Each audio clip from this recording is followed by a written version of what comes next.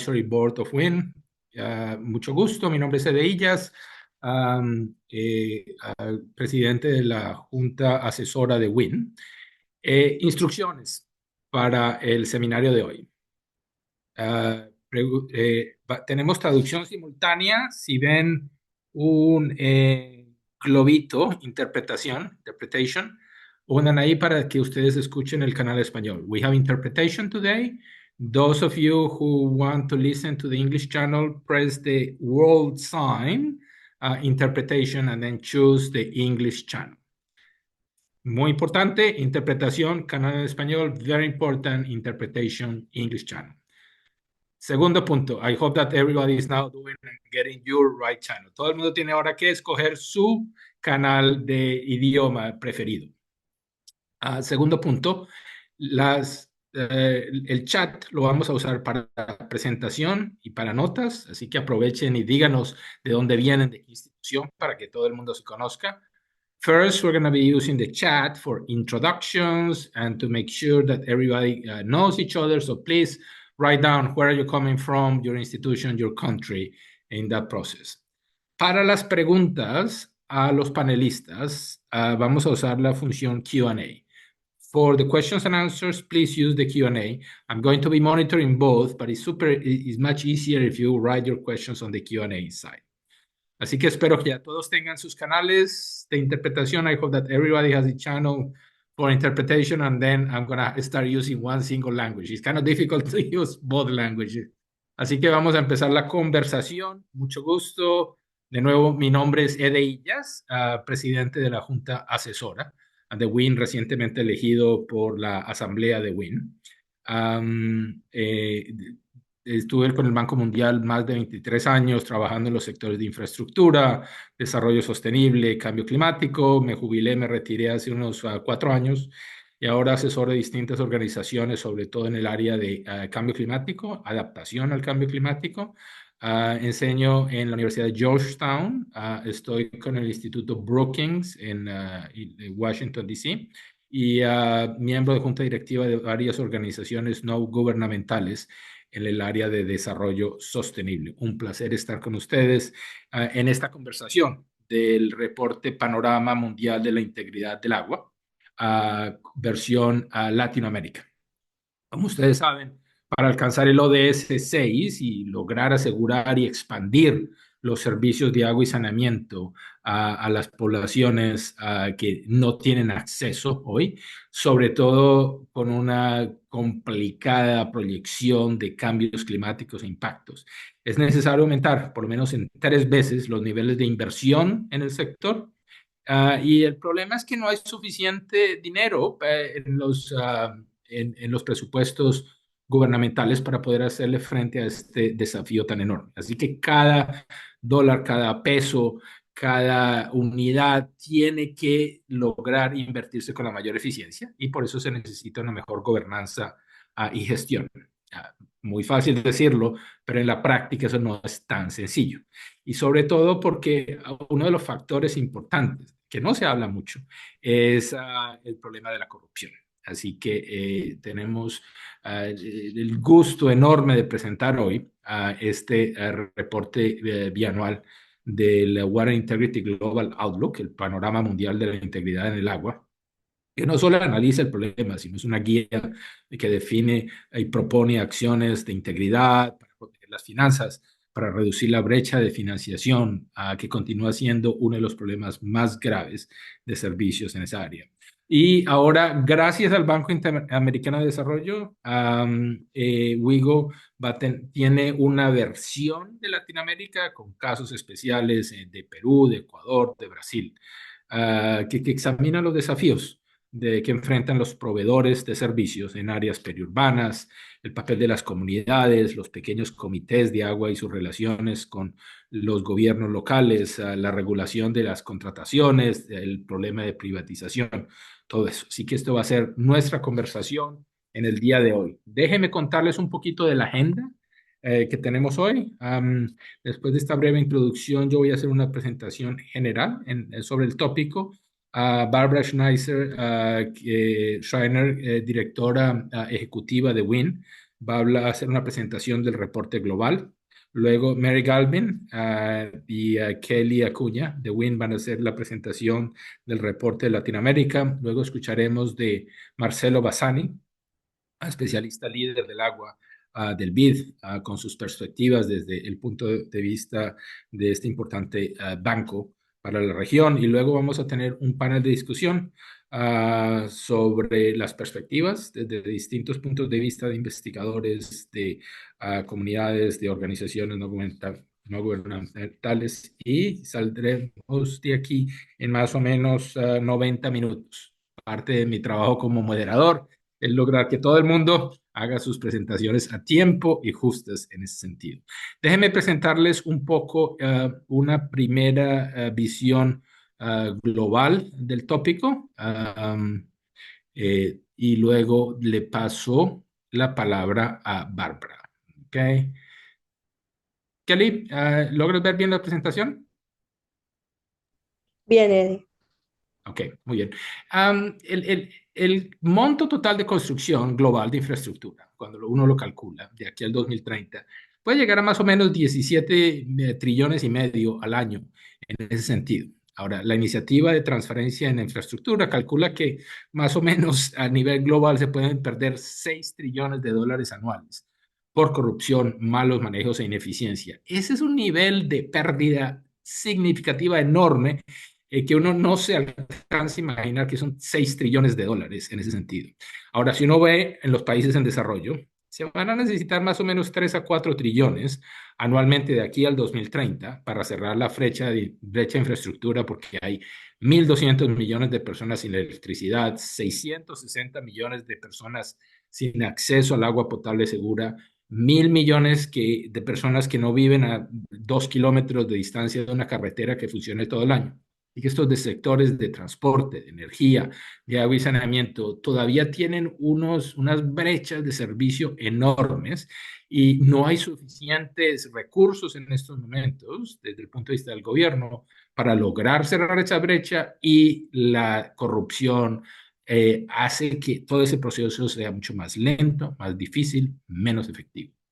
Un poquito de las perspectivas del Fondo Monetario Internacional con respecto al costo de la corrupción. Sus cálculos indican de que más o menos 20 al 30% del valor de los proyectos se puede perder en corrupción. La OECD, y a mí siempre me gusta empezar con perspectivas de qué está pasando en la OECD en sus países estima que los costos de los sobornos en licitaciones del gobierno aumentan las licitaciones entre 10 a 20% en ese sentido. Y eso es solamente la licitación. No calcula las renegociaciones, todos los costos de servicios, operación y mucho más. En Europa, por ejemplo, el reporte de la organización RAND Europa, que envió al Parlamento Europeo, calcula que el costo de la corrupción en licitaciones públicas sí varía mucho entre los países miembros, pero en promedio llega a 5.000 millones de euros al año. Cada año 5.000 millones de euros en la Unión Europea. Así que eso no es solo un problema en países de desarrollo, es también un problema de la OECD. Y en realidad eso lo que hace es que hay un dividendo de desarrollo que se está perdiendo por no hacerle frente a estos procesos. Entonces, este es miren los niveles de la diferencia en lo que se logra en el Producto Interno Bruto per cápita en países con buenos controles en la corrupción a mano derecha y con controles pobres o no existentes contra la corrupción. Y se ve claramente que todavía se pierde, hay un dividendo de desarrollo que no se logra por no tener ese manejo de la corrupción claramente. Por ejemplo, el Fondo Monetario empezó a analizar cuál es la efectividad de las instituciones de manejo de inversión pública y cuáles son los indicadores de control de corrupción. Hay una correlación positiva. Las instituciones que le hacen frente a la corrupción tienen mucha mayor efectividad en las obligaciones que tienen que hacer de proveer esos servicios de infraestructura de los que estamos hablando. La OECD, cuando analiza todo este problema, mira y dice, vea, la verdad es que la mayoría de los países de la OECD tienen en los libros, en sus regulaciones, un enfoque estratégico de lucha contra la corrupción, pero cuando uno va al terreno y mira cuál es la tasa de ejecución de esas actividades, de los planes de anticorrupción, Apenas 2/3 se han logrado ejecutar. Y claramente normativas en todos los países de la OECD sobre conflictos de intereses, pero la ejecución solamente un 40% de las prácticas estándares en esa área. Así que incluso el mensaje principal de la OECD es que uno puede tener todo perfecto en las regulaciones, en los sistemas legales y todo eso, pero el problema es siempre la ejecución. Bajemos a Latinoamérica, Transparencia Internacional, nos cuenta de que en América Latina todos los países excepto tres obtienen una puntuación inferior al 50 sobre 100 en el índice de percepción de la corrupción. Esos tres países, Uruguay, Chile y Costa Rica, con 73, 66 y 55 puntos. Aquí ven ustedes el mapa, en donde mientras más oscuro, menor es el índice de la percepción de la corrupción.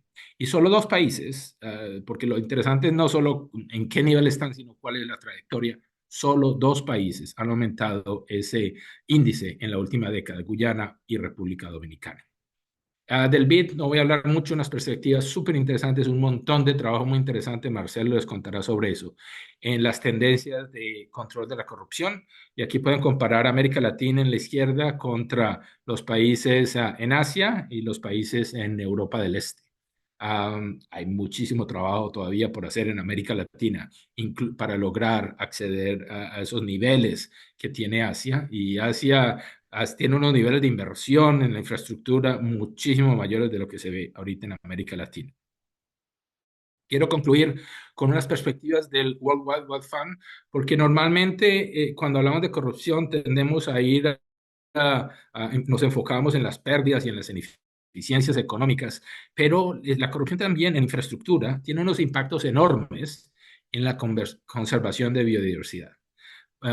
Porque esa corrupción reduce los beneficios sociales y los beneficios ecológicos asociados con los proyectos que están bien diseñados y bien construidos. Imagínense ustedes sobornos para aprobar los estudios de impacto ambiental, materiales como arena de fuentes ilícitas, haciéndole cortes aquí y allá a los requerimientos ambientales durante la construcción y operación de los proyectos. Así que la corrupción no es solo desde el punto de vista económico, sino también desde el punto de vista ambiental. Y cuando estábamos en el Banco Mundial, trabajamos mucho con la Alianza Global de Anticorrupción para el Desarrollo y mucho en esta área de tecnología, de datos, de inteligencia artificial, que hay tanto por hacer en esa área, sistemas electrónicos y transparentes de licitaciones y sobre todo programas contra el lavado de dinero. Que al fin y al cabo, toda la corrupción resulta en alguien que gana dinero ilícito y el lavado de ese dinero hay maneras de hacerle seguimiento muy importantes que no se deben olvidar en ese sentido. Después de esta breve presentación, le quiero pasar la palabra a Barbara Schneider, que es la directora ejecutiva de WIM, más de 30 años de experiencia en la gestión del agua en países en desarrollo, muy enfocada siempre en todo este tema de buena gobernanza y lucha contra la pobreza, la desigualdad, género y otras formas de marginación social y económica. Bárbara nos va a presentar el reporte global del panorama mundial de integridad del agua. Barbara, the floor is yours. Thanks very much, Eddie, and thank you for that very useful introduction and setting of the scene like that.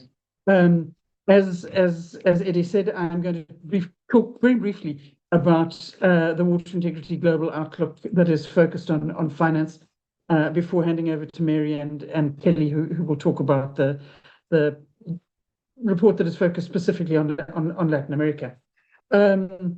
I think just to begin to say that sometimes it might feel like the whole context of corruption and integrity failures is overwhelming, and that it's such a big issue as Eddie has just set out. It's global, it's massive, and sometimes it seems a bit overwhelming.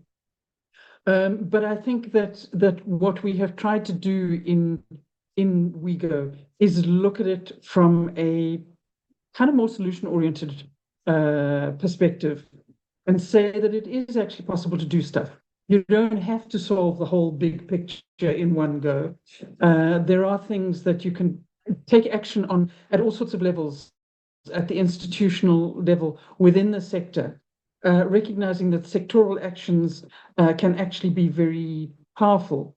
And so it's focused on what one can do to try and address the challenges that we're finding in the sector.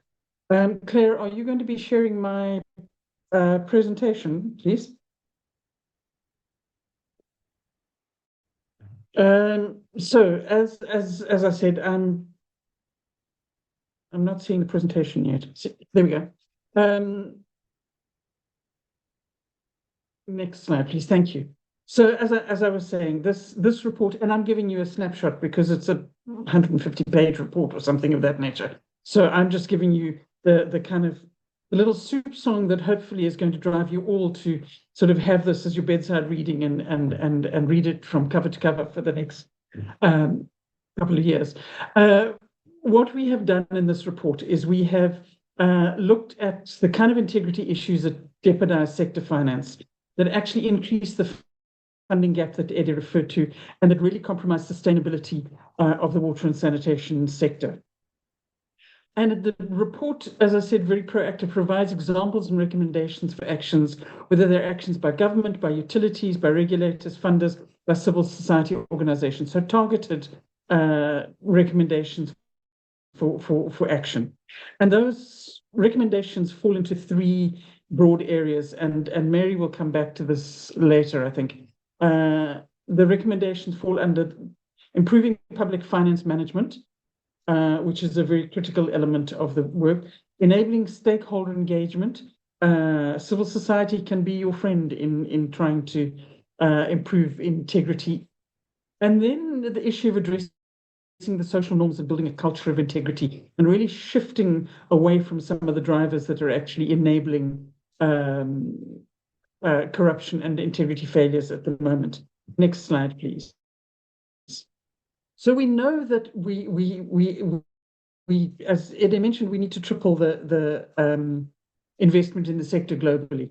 But we also know that we have massive losses, as Eddie described, due to corruption, integrity failures, mismanagement at the moment. If we don't address those and we bring in 3 times the amount of money, which would be wonderful to see that we bring in 3 times the amount of money, but we're still going to have massive drainage, leakage out of the system if we don't actually fix the problems that we currently have. So while we're trying to find the new money, we also need to really look at those issues and try to address the issues. Next slide, please. If we look at where the money in the sector actually comes from, globally, and that's the bottom line there, globally, in the region, 90% of the funding for water and sanitation comes from either tariffs or taxes. It's public money. If you look at Latin America and the Caribbean, even slightly more than 90% comes from tariffs and taxes. A huge amount of it is actually coming from tariffs. So when we're looking at the issue of integrity within the water and within finance in the water and sanitation sector, ensuring integrity in the management and use of tariffs and taxes becomes absolutely critical. Next slide, please.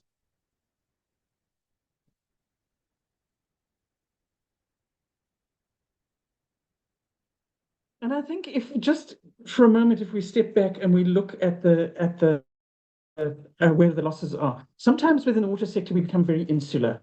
We focus tunnel vision in the water and sanitation sector, but we need to understand that the finance that is available to the water and sanitation sector falls in a bigger context.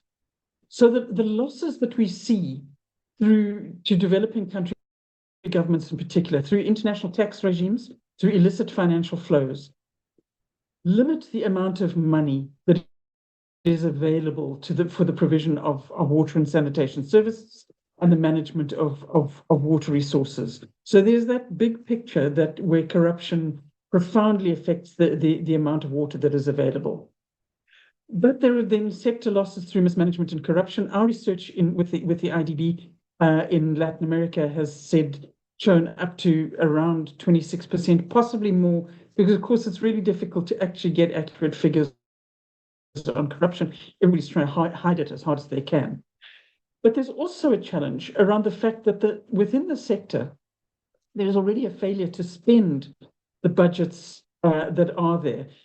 Globally, the World Bank estimates that only 78% of water sector budgets are actually spent on an annual basis, and some of that may be related to issues of corruption as well as issues of capacity, etc. Not all the problems in the sector are related to corruption. Many of them are. Next slide, please. So the leaks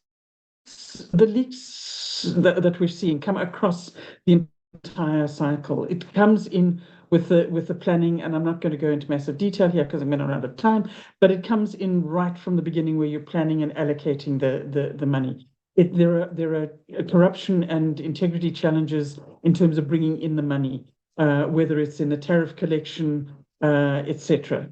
In spending the money, massive issues of corruption we know in procurement, but in spending the money. And then there are challenges in relation to accounting for money, where there's a lack of transparency or weak oversight and accountability mechanisms, etc. Next slide, please. So what we've done in the report is identified three kind of key areas or strategies for addressing these integrity failures. The one is, and we've called them the 3 R's: no reason, no room, no reprieve. So no reason talks about the whole issue of social norms, the mutual expectations within groups of people that can support or disrupt corrupt networks, and the need to address those, whether it's through ethical leadership, rewarding of ethical behavior, change management programs to directly address social norms. Then there's the whole area of no room. And this is perhaps where people are most used to thinking about anti-corruption activities, which is those kind of legislative or regulatory structural and managerial interventions, putting in place things that limit the discretion of officials, closing loopholes in the legislation or in regulations, adopting digital tools such as e-procurement, making sure there are clear roles and responsibilities. And then no reprieve, giving a clear message that unethical actions don't go unnoticed and don't go unpunished, removing the whole impunity option. It's important to make sure that there is effective detection and punishment, recognizing that we will never end corruption only with no reprieve. In fact, the point of this is that you need to address all of these. There is no single magic bullet that is going to address corruption. One needs to be able to address all of these elements. Next slide, please. And so the bottom line is that we can take action. There is clear evidence that you can take action. We have to take action. The option of not taking action is too horrible to contemplate. We need to take action. And these are some photographs of some of our work in Latin America with our partners around taking action. Work with Cantaro Azul in Chiapas, working with Cela Aurora in Bolivia, a utility improving their internal practices around integrity. Next slide, please. Thank you very much. That is it. Wonderful, Barbara. Thank you very much, and thank you for staying exactly within the time. Can I ask you one brief question, 20, 30 seconds? I know that you have worked for so many years on these issues of corruption and inequality, and in Latin America is the region with the highest inequality ratios of all developing regions.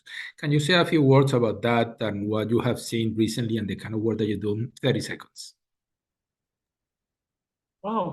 I mean, I think that the real challenge is that where there is corruption in the water and sanitation sector, the impacts are borne most brutally by the people who are at the bottom end of the pyramid, the poor and the marginalized. They are generally the people who are most dependent on public services. They are the people who don't have the financial resources to provide alternatives. They can't sink their own boreholes or go and easily buy bottled water, etc. And research globally has actually shown that the poor generally pay most for their water, and corruption merely exacerbates that and impacts. So there are impacts not only on poor communities, but particularly on women and girl children who are responsible for not only the collecting water, but also very much for maintaining the sanitation services, for cleaning toilets, etc. And where those are substandard because of corruption playing out, it impacts on women and girl children particularly. Absolutely. And when you're having these climate shocks on droughts and floods, it is the women and the girls that are actually tend to absorb most of those shocks within the household in that process. Barbara, again, thank you very much. Muchísimas gracias. Vamos entonces ahora a hablar un poquito del reporte de la versión de Latinoamérica. Y tenemos aquí a Mary Galvin, que es líder del programa de investigación en WIN, trabajado en el sector de agua y saneamiento desde 1992. Como profesional en el sector, activista de justicia social, investigadora de acción y consultora, y creó 3 ONGs surafricanas dedicadas al agua e iniciativas de múltiples actores, profesora social en estudios de desarrollo, y Kelly Acuña, que es nuestra líder en WIN de los programas para América Latina y todo el trabajo con reguladores, economista con maestrías en economía y política pública, trabajando en la regulación de los servicios de agua y saneamiento en Colombia por muchos años. So, Mary, Kelly, welcome. Vamos a escuchar del programa de América Latina el reporte, de nuevo agradeciéndole al BID por todo el apoyo en esta versión latinoamericana del programa global. Go ahead. Great, thank you. It's been a pleasure to work with such a committed group of people on this project, the authors, the contributors from the WIN team, and from the IDB professionals. So we're pleased to be presenting this. I'm going to frame the research, and then Kelly will present the case studies. Great, there's my PowerPoint. Basically, I'm starting out by highlighting the scale of the challenge. That the lack of access to water and sanitation is global, and while there have been improvements in the region, in Latin America and the Caribbean, 19% of the urban population and 47% of the rural population still lack access to safely managed water, and 68% lack access to safely managed sanitation. Of course, there are large differences. In Chile and Uruguay, over 90% of the population has access to safe drinking water, while in Mexico and Peru, for example, under 60% of the population has access. This is all to highlight that there's a need for total investment in the water and sanitation sectors of $373 billion between 2021 and 2030, which is a high-end estimate from the IDB in 2021. Within this, we can see that there has been a decrease or a fall in public investment by 60% in 17 Latin American countries. And alongside that, growing financial challenges due to climate change and responding to climate change. Next slide, please. Barbara explained the predominance of tariffs as the source of finance in the region. I just wanted to highlight, she used the same slide, I just wanted to highlight 2 additional factors. One is that in rural and peri-urban areas, households and community organizations often cover the cost of water and sanitation infrastructure and services through self-supply. And another, that there is continued contestation around private investment and services, with the increase of private investment in Chile and perhaps now Brazil, and a decline in Bolivia and Uruguay, for example. Next slide, please. Surveys show, and Ede referred to Transparency International, there were a couple other surveys. We also noted that corruption remains a top concern of people in much of Latin America. But within that, I wanted to show how integrity is a risk, integrity risks by different actors. For example, policymakers using tariffs and priority areas as a way to win votes, or users bribing or being victims of extortion to get connections or around payment. political interference in regulation, or, as we know, all water service providers can be corrupt in procurement, contracting, and execution. Next slide, please. The vast majority of countries have taken action. 3 international conventions have been applied throughout much of the region, and compliance has taken place through anti-corruption laws and institutional measures. Political programs often include combating corruption. Civil society has taken action with a recognition in the literature of 60 collective action initiatives in 12 Latin American countries, as well as an anti-corruption platform. Next slide, please. So the room for improvement, or the key action that is still needed, aligns in some ways with the 3 R's that Barbara spoke of: the no reason, no room, no reprieve. In order to improve, there are 3 areas that need strengthening: the professionalization of public service, control and oversight institutions, and the effectiveness of judicial systems. Next slide. So we were given a challenge here with IDB to find success cases of integrity in water and sanitation finance. What we ended up doing was looking at it not just along the water value chain. We often focus on various actors and weaknesses, but also how those are shaped by institutional structures and also legislative decisions and implementation.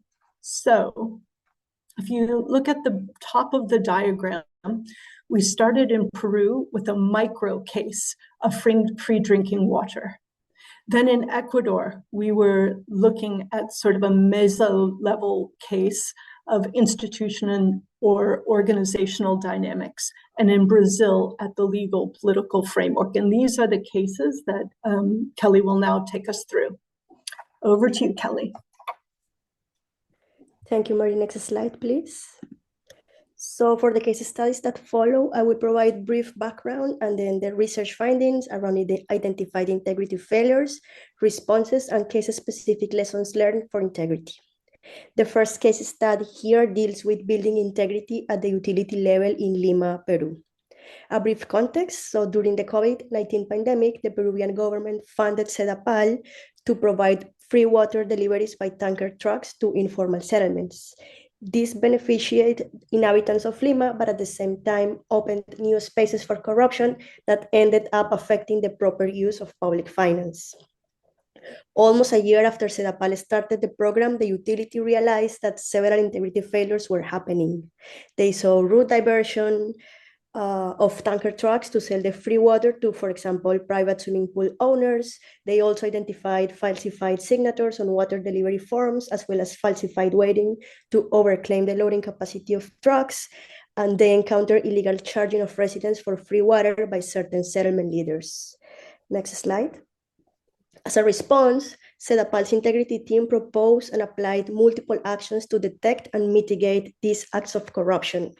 Among others, we could highlight that they required the owners of tanker trucks to install GPS devices in their trucks so that their route could be monitored. The utility also strengthened supervision, weight verification, and random inspections at loading sites. CEDAPAL implemented apps and massively used WhatsApp to facilitate communication and coordination with actors involved in the system. And finally, they include sanctions in their contracts, including the withdrawal of any tanker truck involved in these types of corruption. In sum, these measures ensure that households without connection to the water network did receive the stipulated free drinking water, and that they were not obliged to buy water from other tankers at prices up to 6 times higher than the rate charged by CEDAPAL. This showed the importance of addressing control measures in a comprehensive manner, and some lessons learned could arise from this case. Next slide, please. So first, control measures should be proposed since the beginning of the programs. Utilities should take advantage of digital tools to reduce integrity failures, and during the execution of programs, utilities should establish verifications and sanctions, such as blacklists for non-compliant suppliers.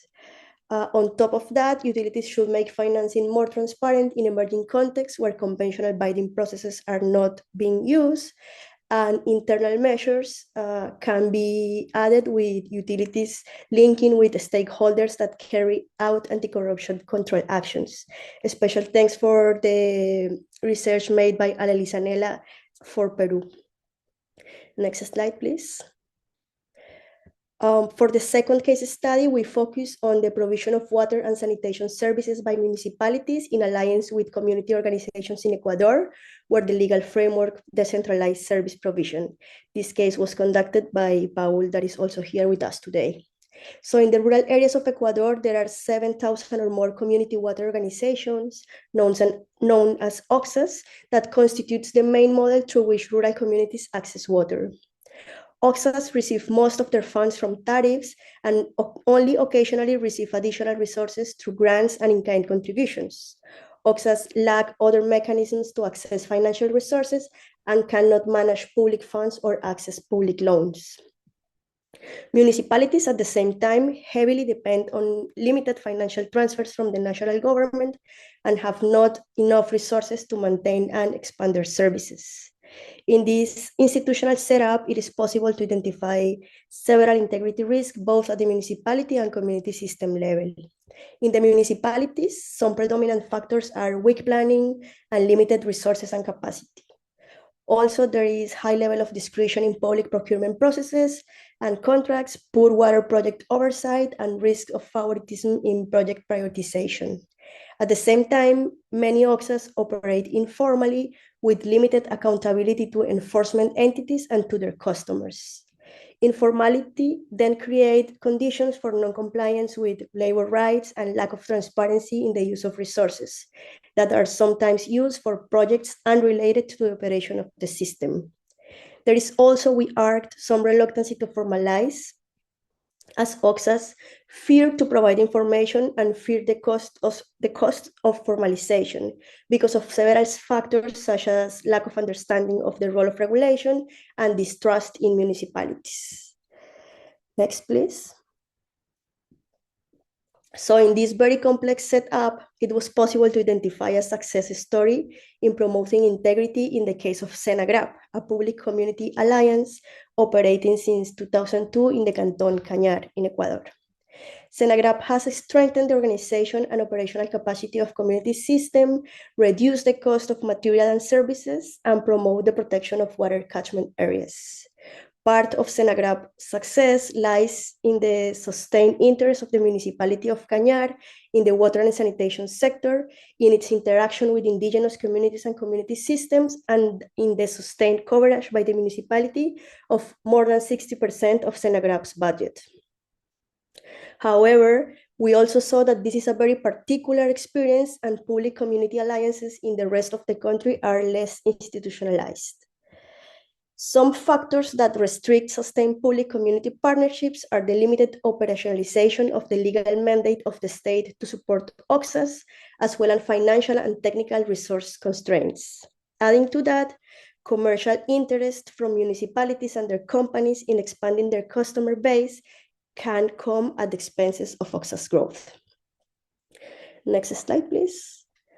So when we ask the question of whether this is an exceptional experience or if it can be replicated, we need to see the lessons learned from this CENAGRAP case. First, of course, more funding to improve OXA's capacity to manage resource transparently is needed. There's also a need to develop clear guidelines for supporting municipalities and the community organization alliances, but also there must be long-term planning and control mechanisms that address clientelism and facilitate community assemblies to build trust between OXAs and municipalities. Next, please. And this is our third case in which we move to a macro level to analyze the new legal and regulatory framework for the sector in Brazil. A special thanks to Guilherme Franz, who is also here with us today. The country, Brazil, has experienced profound transformations in the sector after the expedition of the new sanitation law. This new legislation established a tendering process for municipalities to delegate the responsibility for service provision to other public entities or private companies. And at the same time, the law entrusted the Federal Regulatory Agency, ANA, with numerous new responsibilities. While of course there is potential for this transformation to improve services, it also leads to new corruption and integrity risks. It raises concerns related with high market concentration and with the fact that public investment continue to be the main source of funding for expanding services in the poorest neighborhoods. And while the diversity of needs and scenarios across Brazil justifies decentralization, it also raises concerns related with the different capacities and governance practices of the 89 subnational regulators. These subnational regulators have already started exerting resistance to federal regulations while continuing to use the agencies in some cases for political appointed positions. Next, please. So ANA, following this new mandate for setting reference standards enacted in 2024, a resolution mandating good governance practices to be implemented by subnational regulators.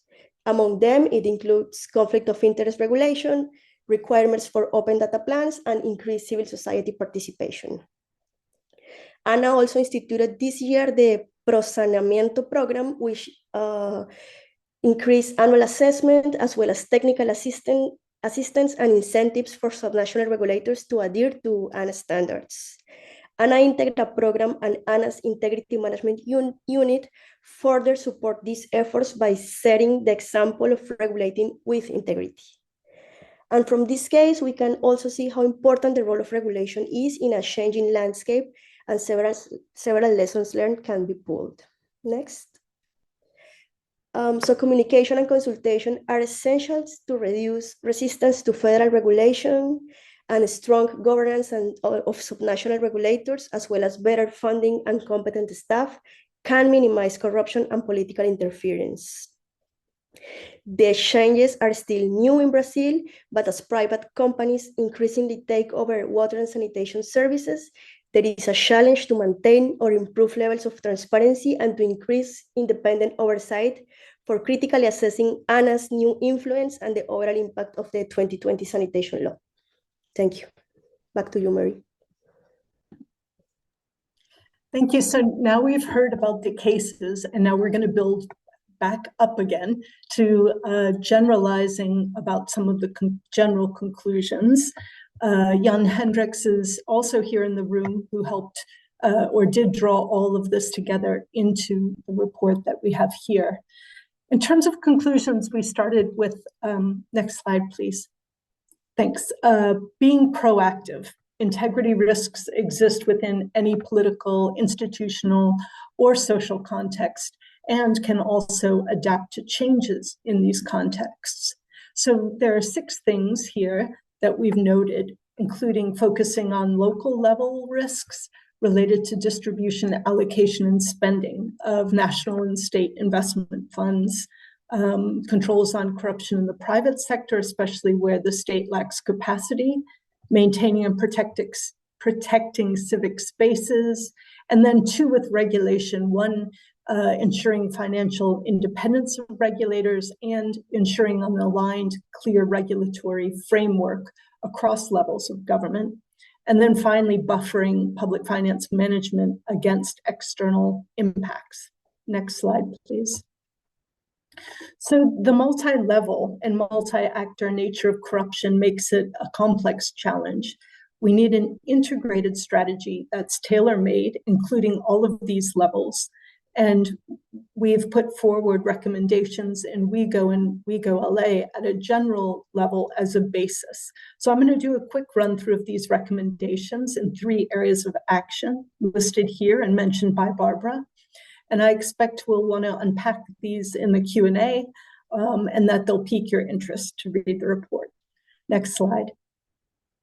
So in terms of roles and responsibility, there's need to separate functions that could imply a conflict of interest, such as a municipality supplying services while having a regulatory function.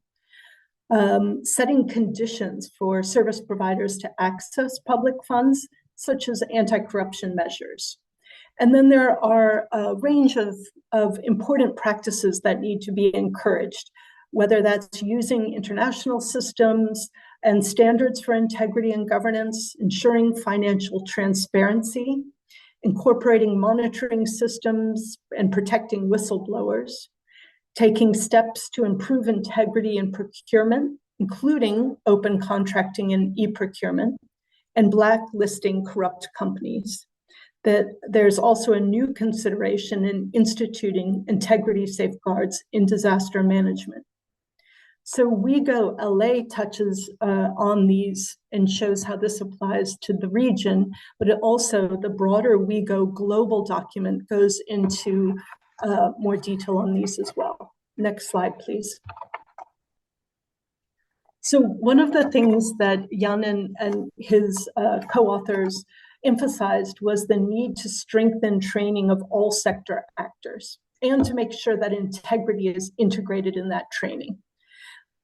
Also to pay more attention to the role of civil society, including community organizations, the media, the public as a whole. In addition to examples of participatory budgeting, an area that arose was involving the public in decision-making around forms of investment so that the public can grapple with the dangers of increasing debt and the trade-offs involved. And both of these areas require additional and focused funding. Next slide, please. Building a culture of integrity is indeed challenging. Starting at the organizational level, it's possible to assess organizational norms, facilitate discussion, provide integrity training, and create incentives. It can also be taken up in a multi-stakeholder platform so that all stakeholders discuss their expectations and their role in oversight. How social norms are compromising efforts to build integrity and how you can influence change is a popular topic right now across sectors. There's potential for the water and sanitation sector to be a forerunner in this area of social norms and organizational norm changing. Okay, so in conclusion, how do we improve integrity in water and sanitation finance? A key learning from WIGO LA is to craft our responses to take into consideration the organizational, institutional, and legislative specificities of each country. But within this, we can strengthen positive norms and create a culture of integrity. We can take steps so that all stakeholders play a role in ensuring accountability, and we can make sure that funds are spent with integrity through a range of actions in the area of public finance management. Thank you.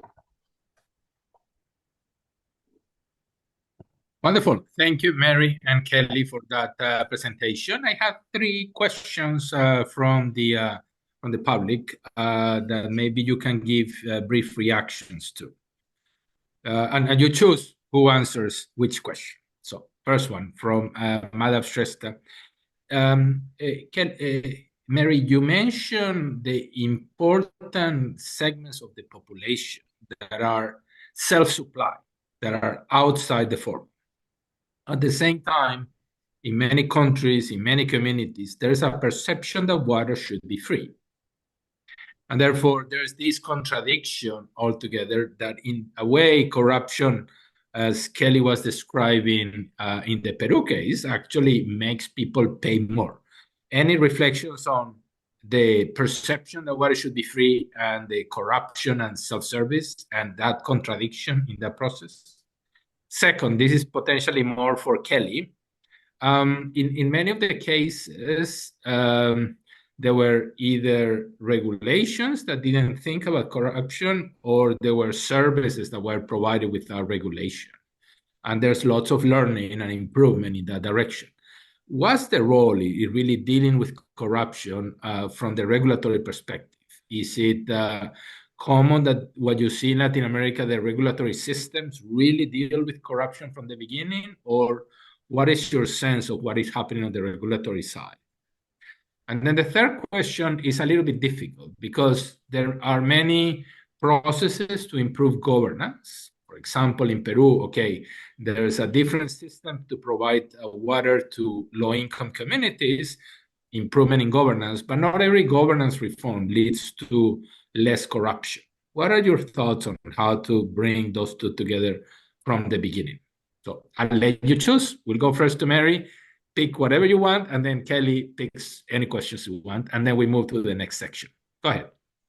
Chere, I'm happy to answer, but I'd also like to give the authors, like Jan, a chance to come in here as well. Absolutely. We'll have a panel with them, and therefore we're going to be picking those questions again. Okay, thank you. I think in terms of self-supply, the point that was being made is that it's sort of passing the buck, it's passing responsibility to the users themselves to take on that cost. That was the main point that was coming here. Whether corruption dissuades people from wanting to pay is another reason to address it. That's very common. I'm not sure if I understood the rest of the question. Sure. No, I think that you answered. You tackled those. Okay, thank you. Thank you. Kelly? Yes, let me try to answer the second one. And in Latin America and also in Africa, what we've been seeing recently is that regulators are actually working on integrity, and this happens like in two different ways. First, they regulate with integrity, so they introduce controls and measures to do the job and to walk the talk. So they introduce mechanisms to reduce corruption and integrity failures within their own management systems, within their own daily work.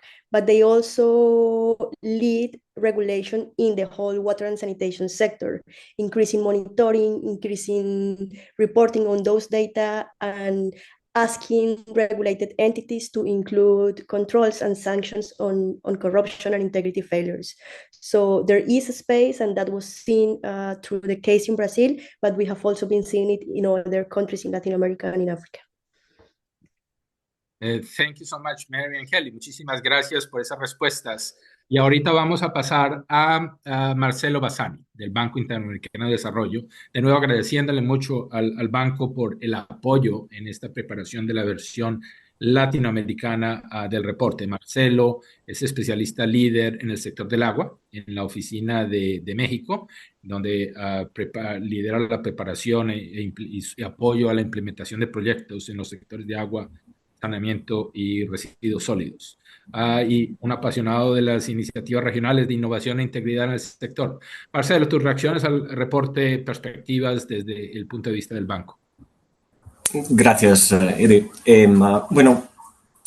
Quisiera empezar realmente reconociendo el tremendo trabajo hecho por WIN. WIN ha sido un socio clave para el BID. De hecho, vamos atrás desde el 2015, cuando empezamos esta colaboración sobre un tema tan relevante. Son casi 10 años. Nosotros seguramente aprendimos mucho, juntos publicamos mucho y ahora también contamos con nuevas herramientas que estamos aplicando realmente en toda la región para promover estos conceptos tan importantes, ¿no? Y creo que nosotros, también gracias a esta colaboración, aprendimos que la integridad y la gobernanza, digamos, del sector de agua es un requisito previo realmente para alcanzar los ODS. Y no solamente los objetivos relacionados al agua, sino también todos los demás, ¿no? De acabar con el hambre, lograr la equidad de género, proteger el medio ambiente, etc. Nosotros siempre decimos que la región de Latinoamérica tiene suerte, tiene un privilegio porque tenemos 1/3 de las reservas de agua dulce del planeta. Pero aún así, hay mucha gente. De hecho, el equivalente de la población de México y Centroamérica combinadas no tienen acceso a un servicio de agua potable manejado de forma segura. 2 de 3 personas no tienen acceso a un servicio de saneamiento manejado de forma segura. Como tú bien decías, Eddie, las inversiones necesarias para cumplir con las metas de los ODS deberían triplicar. Algunos dicen que deberían hasta quintuplicar. Al ritmo que venimos invirtiendo, apenas en el 2075 estaríamos cumpliendo, ¿no? con los ODS. Cada dólar cuenta, cada gota cuenta. Esto se da en un contexto muy particular, en un contexto histórico muy particular, que es un contexto de cambio climático, que está, yo creo, desafiando enormemente el sector en el esfuerzo de garantizar este servicio de agua de manera continua y de calidad. Y creo que acá a mí me gustaría dejarles con tres preguntas, con tres preocupaciones grandes, ¿no? Porque es claro que se necesitan más inversiones, no solo porque se necesitan más inversiones con el status quo, pero con el cambio climático se necesita aún más. Y yo creo que estas inversiones adicionales representan un desafío gigante. De hecho, en WIGO LAC se menciona esto, ¿no? ¿Por qué? Porque yo creo que la integridad puede verse amenazada en un contexto de acciones urgentes, ¿no? Para reparar infraestructura dañadas por desastres, por sustituir la infraestructura. Habrá una aceleración en la toma de decisiones y habrá presiones en decisiones, y ahí es donde la integridad, la transparencia, la rendición de cuentas, la participación ciudadana es clave. Así que me gustaría dejarles con tres preguntas, ¿no? Para reflexionar, también para dejarlas al panel. La primera es un poco cómo podemos impermeabilizar el sector de lo que son las injerencias políticas en un contexto de presión, ¿no? ¿Cómo podemos hacer que esto sea sostenible, este trabajo? La segunda pregunta es, ¿estamos nosotros condenados a que esto sea una lucha constante? ¿O es posible crear mecanismos replicables, sostenibles, para realmente proteger el sector a todos los niveles? Y finalmente, y esto ya se mencionó en la presentación, ¿cómo podemos asegurar el compromiso y la cooperación coordinada de todas las partes interesadas? Les dejo con estas preguntas muy simples, muy fáciles. Muy Y quisiera fáciles de agradecer. resolver, Marcelo, pero creo que van a ser exactamente la semilla de una conversación bien interesante con el panel. Ahí va. Y gracias, Eddie, de nuevo por la moderación. Gracias a Win por este tremendo trabajo. Marcelo, muchísimas gracias al banco por todo el apoyo de todos estos años, a Win y por la parcería que hemos tenido en este proceso. Ahora tenemos un panel que incluye autores de distintos capítulos del reporte, socios, amigos de Win. Les voy a hacer una presentación rápida. Jan Hendricks, investigador principal regional, trabajando en el uso de tierra y agua en Perú, Chile y otros países andinos. Aleí Sanella, investigadora local en Perú, que trabaja actualmente en la GIZ en Berlín. Y en Perú ha trabajado en la gestión de proyectos y en el Programa Nacional de Infraestructura Educativa. Paul Cisneros, investigador local en Ecuador, asociado a la Universidad Estatal de Colorado, profesor asociado de la Escuela de Gobierno y Administración Pública del IAN y consultor principal de política y gobernanza medioambientales de la empresa Investiga. Y Guillermo Franz, investigador local en Brasil, consultor en investigación y defensa anticorrupción, investigador principal del LGB Ethics y quien se conecta desde Río de Janeiro. Bienvenidos. Quiero abrir el panel con una oportunidad de una breve introducción, perspectivas de este proceso de preparar el reporte y de lo que ustedes han escuchado desde Mary y Kelly, sobre todo estas perspectivas en Latinoamérica, y luego nos enfocaremos en algunas de las preguntas que presentó Marcelo y las preguntas que vienen de la audiencia hoy. Empecemos con Jan y luego Alei. Aleli. Jan, tus perspectivas. Jan, tu parlante no está funcionando. Thank you very well, Ed. No, we are fine. I'll try to in a few words, to explain a little bit the process and how we came together. First of all, thanking very much to Mary, to Kelly, to Paul, Guillermo, Annelie, with also is a partner of research, all WIN staff, and well, all of you who helped to make this project happen and bring to a successful end. That's impressive, and it's clear that this needs teamwork. And when we talk about corruption and how to come to more integrity, that's also not only teamwork of a little team of investigators, but combating corruption is teamwork. Is teamwork at several levels, in several spaces, and with a lot of exchange of experiences and thoughts to find the causes and the solutions for corruption. We started more or less in November, December last year, to 2023, and then we started to shape the topics we should mention or work on in Brazil, in Ecuador, and Peru.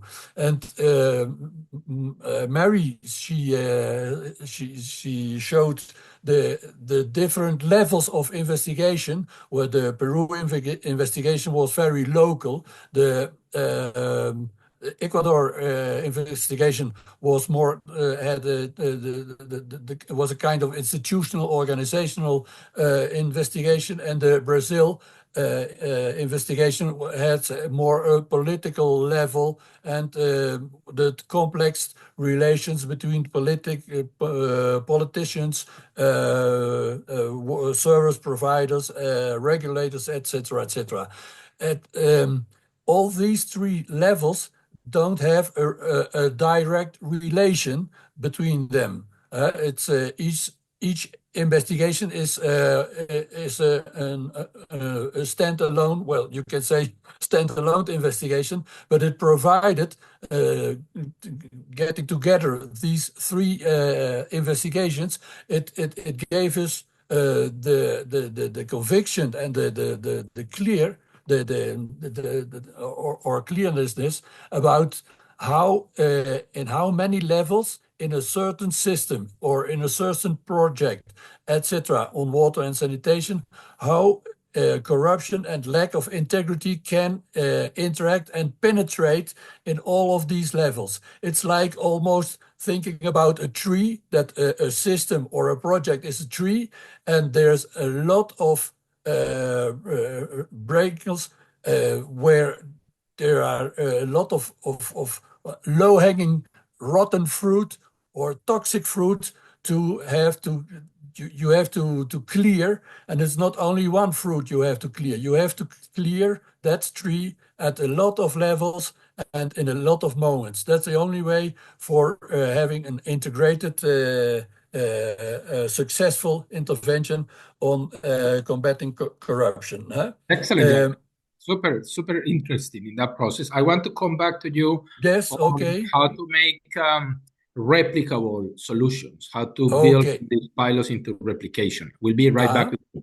Aleli, tus perspectivas sobre el proyecto, lecciones interesantes, cosas que te sorprenden, lecciones que le recomiendas a la audiencia. Sí, muchas gracias. En primer lugar, igual que Jan, quisiera agradecer a Win, a Jan también, al equipo por el trabajo en conjunto, que es muy valioso. Y yo quisiera abordar un poco el tema del acceso a la información y transparencia de las instituciones. En el proceso de la investigación fue una pared con la que nos encontramos en cierto momento, que tratamos también de surfear, porque pasa muchas veces en instituciones latinoamericanas que no se tiene una base de datos completa o la información a la mano, por más que se manden cartas, etcétera, pero finalmente lo logramos y con el reporte. Y un aspecto importante a tomar en cuenta y que intentamos aplicar en el reporte es hablar con distintos actores, tanto la empresa privada, la empresa pública de agua también, lo que puede suponer ciertas dificultades también por el miedo de las personas a hablar y contar sus experiencias. Y algo muy importante es la perspectiva local y de los usuarios también, ¿no? Que en nuestro caso fuimos a asentamientos humanos, hablamos con personas de asentamientos humanos en Lima, porque más allá de las tablas y porcentajes que vemos en las presentaciones, que de hecho son muy importantes, hay que recordar que la corrupción y las fallas de integridad afectan la vida de personas reales, especialmente también de mujeres, niños y niñas en situación de vulnerabilidad, y por eso lo valioso del reporte. Gracias. Aleli, muchas gracias por resaltar la importancia de los datos, la importancia de tener espacios que dan confianza para escuchar esas historias de corrupción y la importancia de hablar con los usuarios, porque al fin y al cabo ellos son los que sufren todo ese proceso de corrupción. Ahora quiero pasar a Paul por sus reacciones, ideas iniciales y luego a Guillermo en esta primera ronda de perspectivas. Paul. Sí, gracias, gracias. Buenos días, buenas tardes a todos y todas. Gracias por la invitación y nuevamente reiterar los agradecimientos por la invitación a ser parte de este estudio muy interesante. Rápidamente sobre las preguntas y sobre el trabajo de hacer el reporte. Quizá con algún gusto diría yo que en el caso ecuatoriano hubo una apertura bastante grande a discutir el problema de la integridad y de la corrupción, lo cual es una buena señal. Quizá indica que en Ecuador muchas organizaciones están abiertas a problematizar estos temas. Dicho eso, creo también que en las conversaciones que tuvimos, y quizá esto es algo que se queda un poco por fuera del reporte porque es natural, hay algunas cosas, no todo se puede incluir porque no todo se puede investigar con la misma profundidad. Eh, Quizá el reporte señala la necesidad de tomar algunos mitos que se han creado alrededor del tema de la gobernanza del agua, de la provisión del agua y de la integridad, con pinzas y explorarlos de manera más sistemática. Uno de estos, por ejemplo, en el caso del Ecuador, mirando este nivel meso, es que los municipios y las organizaciones comunitarias no colaboran. Y lo que nosotros estamos mirando específicamente es un ejemplo en el cual, o un caso exitoso en el cual existe colaboración, pero es una colaboración que necesita unas ciertas condiciones que permiten que la colaboración no solamente nazca, sino que sea fructífera en el largo plazo. Y la segunda cosa que quiero mencionar es que también hay muchos mitos en relación a cómo operan las organizaciones comunitarias, ¿no? Hay algunos mitos sobre que sobre la inclinación que tienen a tomar decisiones colectivas y cómo estas decisiones colectivas se deberían entender como decisiones óptimas, cuando en muchas ocasiones no lo son. Son decisiones también que, a pesar de que se toman colectivamente, están relacionadas con procesos políticos que es necesario entender y que en algunos casos limitan la capacidad que podemos tener para llegar a acuerdos con otros actores y tener discusiones específicas sobre los problemas de integridad y corrupción. Y quizá eso responde de manera un poco indirecta a la pregunta que dejaba Marcelo sobre la injerencia política. Yo diría, para terminar, que siempre va a haber injerencia política. Las decisiones son políticas. La política siempre va a estar ahí y lo importante es saber movilizar el lado positivo de la política para poder avanzar en lo que nos interesa, que es promover la integridad. Muchas gracias. Paul, muchas gracias por esa presentación de mitos. Me gusta mucho ese concepto, sobre todo por el trabajo con comunidades en donde los mitos son de dos extremos. Una es las comunidades son perfectas, son el nirvana de la distribución del agua, cuando en realidad hay mucha captura desde el punto de vista de normas sociales, hay mucha inferencia política, y al otro extremo es comunidades que con las comunidades no se pueden trabajar, no tienen capacidad, no tienen de capacidad de gestión, de manejo, todo eso. Así que lograr desempacar un poquito estas ideas, estos mitos y lograr la realidad para poder hacerle frente a problemas de transparencia institucional y de estas metodologías, porque al fin y al cabo son actores integrales en la provisión de servicios del agua. Paul, muchas gracias. Guillermo, tus perspectivas desde el punto de vista de Brasil. Hi, Ede. Good afternoon, everyone. Thank you for inviting me to participate in this webinar. Thanks, Mary, Kelly, and everyone at the WING team. It was a pleasure to participate in this process. I just want to talk a little bit about how I think this report comes at a pivotal time in Brazil. The new landmark legislation that was recently approved has greatly increased the level of participation of the private sector in water and sanitation services in Brazil. And I think from the interviews and from our research, the big lesson that comes out is that the devil is in the details, right? We had a bigger participation, a bigger process, a bigger trend with participation of the public sector, and there were issues with that. And so it's not about one, either public sector or private sector. They are one or the other of the solution. But this, especially in a polarized political system as we have in Brazil, sometimes is the impression, and sometimes that's what the debate goes to. What I think the report contributes to is to highlight the importance of specific governance measures that have to be taken at the national level, by local level regulators, and also by private sector companies. So as Brazil has undergone major changes, a number of privatization processes have been undertaken recently. These privatization processes have also been mired sometimes by controversy. So I think what this report contributes to is the understanding that we have to look at the process very carefully to try to understand from the historical perspective what needs to be done, taking into account also larger trends in law enforcement and political finance regulation and other issues in Brazil, which have in the past been key to demonstrating how there is political interference in these processes, and that has been jeopardizing efforts to universalize water and sanitation services. So I think the biggest challenge is that we are in a moment where there's a lot of pressure, rightly so, to universalize, because as my colleagues have mentioned before, the populations that are damaged, that don't have access to these services, or historically marginalized, and they should be prioritized.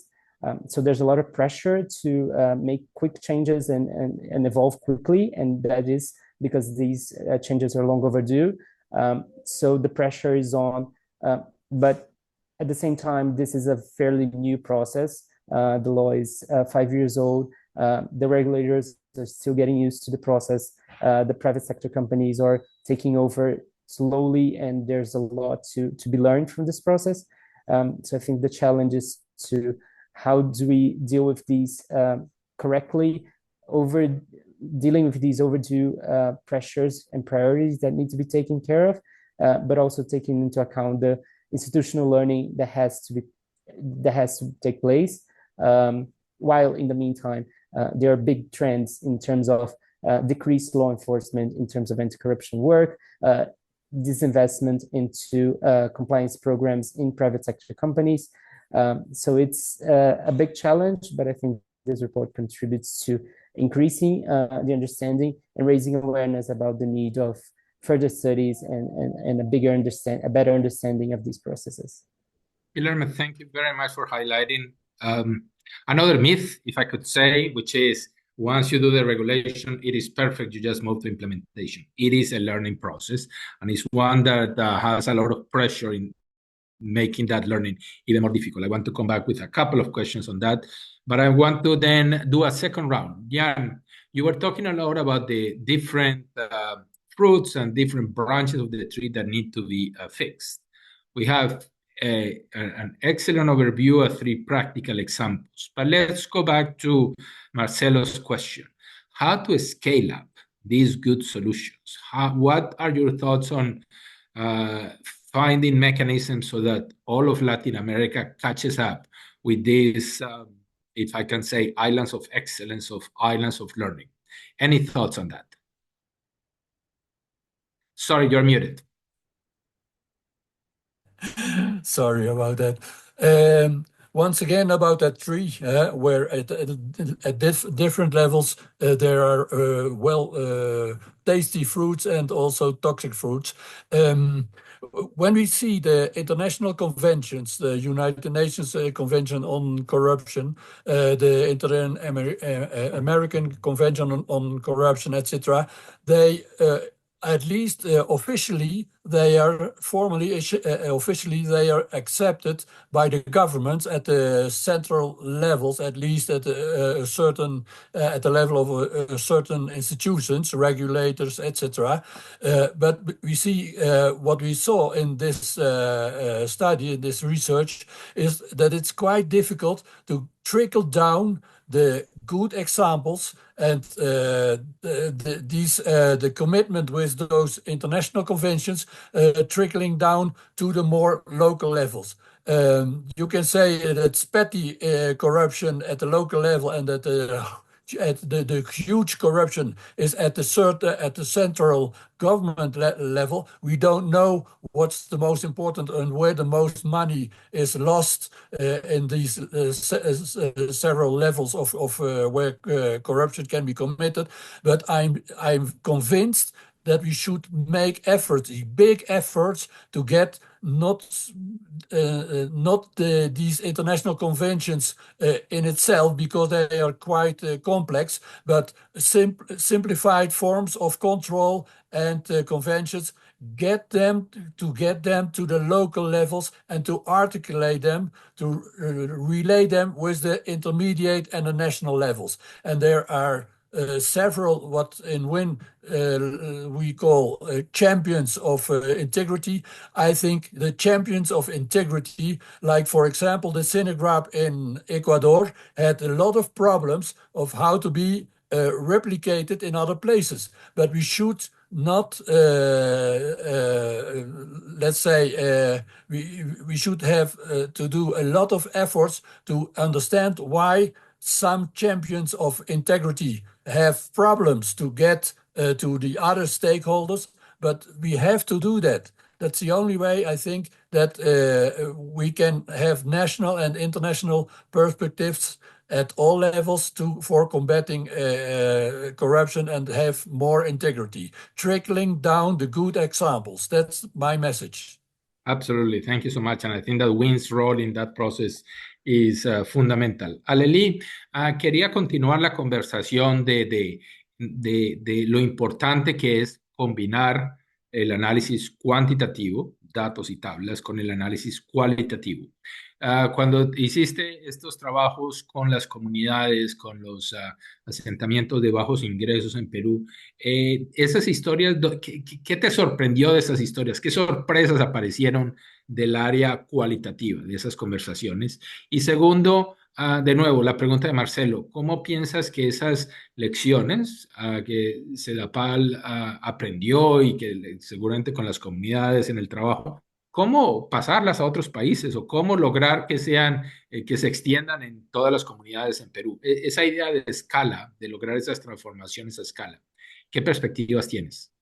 Sí, gracias por la pregunta. En el tema del trabajo de campo, hablando con comunidades, uno de los temas que me impresionó fue la organización comunal, que más allá de la presencia o no del Estado, las personas tienen la capacidad de organizarse, crear un sistema, a lo mejor coordinar por WhatsApp, crear nuevas infraestructuras, repararlas. También vi por ahí una pregunta en relación a lo colonial en la investigación, o sea, también haciendo uso de sistemas colaborativos indígenas, por ejemplo, ya que la ciudad de Lima tuvo una gran migración en los años 50. Entonces hay un poco también de estas prácticas que se utilizan en contextos igualmente urbanos. Y el rol de las mujeres también, ¿no? El tema del cuidado, la participación de las mujeres que todavía en estos contextos se quedan en casa y son las que se encargan o bien de cargar los baldes cuando llega el agua con los camiones cisterna, o de ir a recolectar el agua, subir por las escaleras y otros casos, ¿no? Y el tema de escala me parece interesante porque si bien por un lado podemos replicar ciertas medidas pensando globalmente, también hay que pensar localmente, y que creo que es un valor que tiene WIN, ¿no? Ir abordando el tema de la corrupción, fallas de integridad, la integridad también, viéndolo por un lado de forma global como un network, pero también entrando localmente, en este caso en Latinoamérica, y luego teniendo los casos de estudio de cada país o ciudad según el caso, ¿no? Pero yo creo que plataformas como esta de intercambio de conocimiento son una buena ventana para justamente compartir buenas prácticas. Vemos también que acá en el evento tenemos gente de organizaciones no gubernamentales, pero también del gobierno, y que a lo mejor con esta conversación se llevan buenas buenas ideas para en un futuro poder implementarlas, ¿no? Muchas gracias, Aleli. Paul, en tu trabajo en Ecuador, me imagino que mucha, gran diversidad de comunidades, bien sea desde pueblos indígenas, campesinos, comunidades periurbanas con un montón de migración. Am, ¿Qué diferencias viste en esos procesos, en servicios de agua, en la interacción con los gobiernos locales, en todo eso? ¿Qué lecciones? ¿Cómo manejar esa diversidad cuando un país se enfrenta y quiere trabajar con comunidades? Sí, gracias por la pregunta. Creo que uno de los factores más claros es el nivel de empoderamiento local.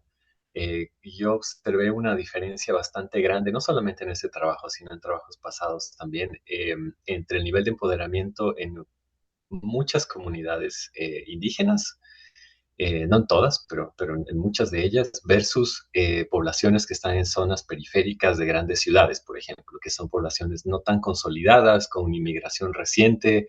El nivel de empoderamiento es mucho menor. Entonces, los sistemas comunitarios que se establecen en esas zonas o que operan en esas zonas por lo general tienen muchos más problemas operativos y problemas también para lograr colaboraciones, por ejemplo, con los municipios o colaboraciones con otros niveles de gobierno y demás. Entonces, creo que trabajar sobre ese empoderamiento local del proceso de mejorar los sistemas y de implementar también aspectos importantes para la integridad es una de las tareas más fuertes hacia el futuro. Y creo que también tiene mucho que ver con la pregunta que le hacías a Jan sobre escalar o llevar a diferentes niveles de esto. Creo que sin ese empoderamiento local, o sin discutirlo al menos, quizá podríamos pensar que una aproximación que lleva la escalabilidad desde arriba, desde los gobiernos nacionales hacia abajo, podría funcionar. Y yo no estoy tan seguro de eso. Creo que es más bien eh, tiene más posibilidades de funcionar y mantenerse en el largo plazo si en cierta medida se aprovecha las capacidades organizativas desde abajo y se trabaja a partir de ellas. Exacto, y mantener ese balance, porque al fin y al cabo lo que resaltabas en el caso es que hay mucha diversidad de capacidad en las comunidades y por lo tanto problemas de las regulaciones laborales, de los problemas de corrupción, captura de todo ese proceso. También necesita apoyo desde el punto de vista nacional. Entonces no es ni uno ni otro, como decías en los mitos, sino es esa colaboración y ese balance tan importante. Guilherme, I want to come back to you because what is really important in this learning process and adaptation and improvement of regulations are spaces for dialogue and to understand what is working and what is not. And sometimes those dialogues are contentious, lots of fights, and sometimes it's a process of collective learning. What was the experience of Brazil? What were the pressures that began this process of federal versus state? Those tensions, how were it began to be resolved as it is shown in the case? Your thoughts? It's an important governance question. Yeah, just beginning to be resolved, I think. So I think that the scenario is that a national level regulator has just received a huge amount of responsibility to provide oversight over local level regulation. And the challenge is tremendous because at this moment, they don't even know how many local level regulators there are. The list is not exhaustive that they have, for example. So the process of providing some level of governance instructions is challenging because local level regulators are, of course, very mindful of their own jurisdiction, their own competences. So having a national level regulator sort of take over is, of course, very traumatic and produces a lot of dispute. So I think it has been very interesting how the National Water Agency in Brazil has tried to create different types of incentives to get more buy-in from the local level regulators. So the idea of providing a sort of positive recognition of good practices and good examples developed by these local level regulators has been extremely positive, even though it's fairly recent. But at the same time, there are some points of contention that are sort of subject to how the political arena is framed and established. So we have local level regulators who are under governors who are on the opposition party. So the relation between those and the national level regulator, which is under a different president, is sometimes a source of contention. And I think we need to take into account these political aspects, because otherwise we won't get anywhere. But I think one particular story that I heard, which I think it's interesting because it reveals sort of those dynamics, is that the national regulator, of course, has some local level regulators who are very good examples, who have interesting practices that have been very open to dialogue. But when they came out with recommendations for term limits for the board members in these local level regulators, which they sort of they knew that the term limits would impose that good people would have to leave these organizations at the local level because they've been there for so long. When the national level regulation came out with these term limits, of course, then the good dialogue with some of these institutions was disrupted a bit, because an integrity good measure that has been well recommended everywhere, it has impacts in terms of individuals who have been doing a good job, but in terms of institutional development, they're continuing to be forever at the same position is not suitable. So even when you have like these very consensual, so to speak, recommendations, they can disrupt even good dialogue that has been taking place, because it deals and impacts individual and political interests. So I think this is a demonstration of how it is challenging, yes. But we'll see how it goes. Absolutely, thank you. We are in the middle of that story, and listening to those stories makes all the difference.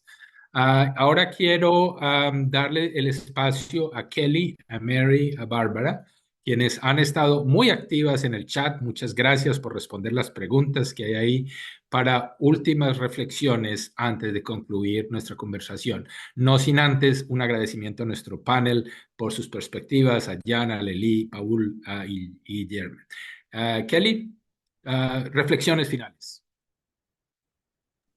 Gracias, Ede, y gracias a todos los panelistas por habernos acompañado hoy. Solamente agregar que el trabajo por realizar en América Latina es complejo, pero existen caminos y existen posibilidades para llevarlo a cabo. Invitar a las personas que nos acompañaron hoy, de gobiernos, de sociedad civil, de empresas de servicios públicos en todos los países de América Latina, a que contacten a WIN y a que trabajemos juntos para fortalecer y para catalizar esta cultura de integridad que es tan necesaria en nuestros países. Muchas gracias. Muchas gracias, Kelly. Mary, final thoughts and concluding thoughts, maybe from the answers that you wrote in the chat, or any other reflections.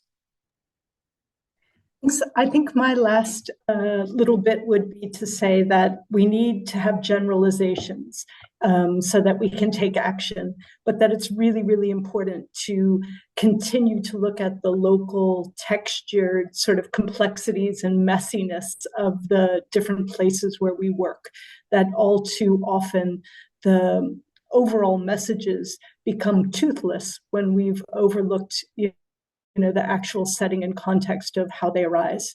So some of the things that were mentioned in the chat, it would be great to continue to take them up through these sorts of case studies. And I appreciate WIN having the opportunity to do this kind of work. So thank you. Thank you, Mary. Barbara, you had the final word. Thanks very much, Eda, and thanks very much to everybody who's been part of this session and everybody who's spoken. I think just a couple of points in closing.